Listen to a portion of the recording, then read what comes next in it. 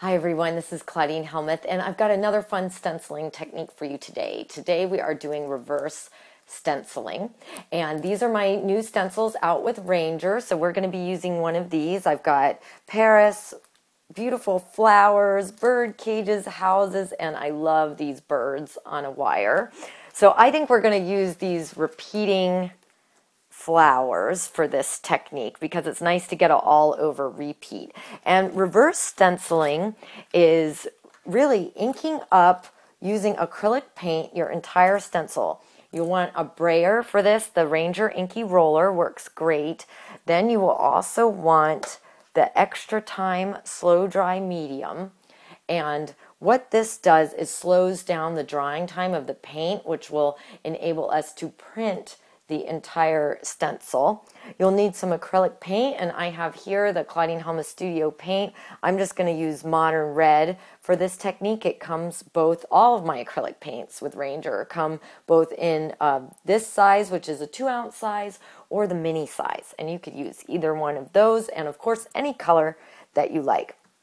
So to get started for this technique, we're going to need to mix together the Extra Time and the Modern Red. And so I'm just going to put some out here. So this is the Extra Time, which is going to slow down the drying time of the paint. And then this is the paint. And you're also going to want a surface to print onto. And if you've seen my other stenciling video, you'll notice that I use white gift tissue, and I'm going to use that again for this technique. So this is just white gift tissue that you get at the drugstore or wherever in the gift giving area. And I just really like how transparent it is and how you can layer it. So I'm going to take my inky roller and I'm going to brayer through the Extra Time and the paint to get it nice and easy. Once you ink up the back of your stencil, you need to immediately press your gift tissue or whatever paper you're using on top. So now I've got this really nice and smooth.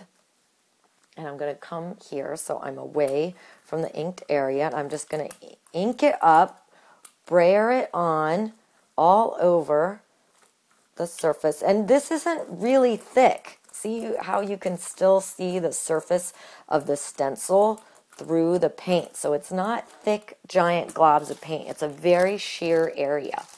And then I'm going to take my gift tissue and press it down. And I'm going to take another inky roller that doesn't have anything on it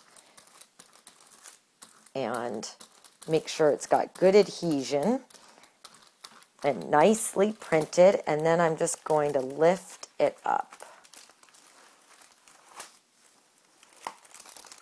And you can see here it has printed the reverse.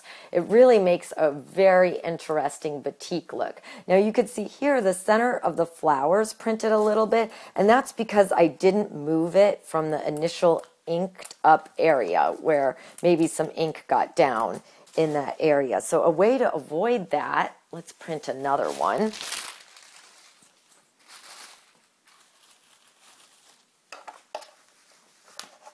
I'm just going to clean up that area.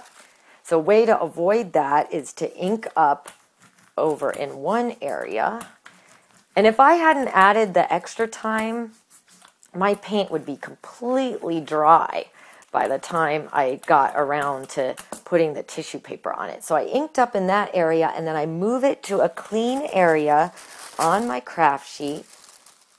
I get the tissue paper, brayer it on, and you're going to get a little bit cleaner look. But I don't mind it. We'll compare and contrast the two different ones. So there we go. So now you can see here. So here are the two versions that are printed. So you can see one has the center of the flowers that printed, and then this one. So you can see this would make a great background for an ATC, a tag, anything like that. You could even use it on your canvas. You could repeat this over and over again to cover a much larger area. So you can also combine direct stenciling and reverse stenciling for an even more layered look.